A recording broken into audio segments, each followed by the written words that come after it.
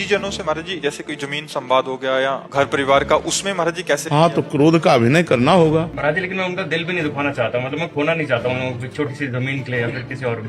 हाँ, तो छोड़ देना चाहिए, फिर उस विषय को ही छोड़ देना चाहिए कि आपको जो लेना है आप ले लीजिए और शांति से रहिए, आनंद से रहिए। पर कहीं कहीं ऐसा होता है कि अगर ज्यादा छोड़ते चले जाओ तो आपको ज्यादा परेशान कर सकते हैं। जैसे आप छोड़ दिए, अब अगले पॉइंट पर आपको कृपालु नहीं मानेंगे कि आपने कृपा की, वो अगला कदम उठाएंगे। फिर छोड़ दिया तो फिर अगला कदम उठाएंगे। और जब पहले ही कदम पर न्याय पूर्वक आप अपनी संपत्ति को ले सकते हैं। नहीं, आपका भी परिवार है, एक मर्यादा तक है, खाओ पियो आनंद से रहो, परिवार के हो या निजी जन हो। इसके बाद मर्यादा से अगर अतिक्रमण, तो फिर ऐसा भी होना चाहिए कि अगर हम बहुत सीधे बन जाएंगे तो बहुत हानि होती है, फुसकार की जरूरत होती है। अगर फुसकार की जरूरत ना हो तो आपको लोग बेवकूफ मानेंगे, आपको लोग पागल मानेंगे, आपको आपकी दयालुता और कृपालुता को आपको बुद्धू मानेंगे लोग। संसार का ऐसा क्षेत्र है, इसमें ज्यादा कृपालुता और दयालुता नहीं दिखाई जाती, इसमें धर्म पूर्वक निर्णय किया जाता है। हाँ, कहीं ऐसे ठीक है, आप ले जाओ, खाओ पियो, लेकिन अगला कदम अगर उनका बढ़े तो फिर उसका विरोध होना चाहिए, क्योंकि परिवार है। अगर ऐसे होगा तो बहुत ही विचित्र है। वो चाहते हमारा विरोध करो, तो जो ऐसे चाहने वाली क्रिया करे, पुरस्कार करना चाहिए, अंदर से क्रोध नहीं करना चाहिए। देखो, भगवान ने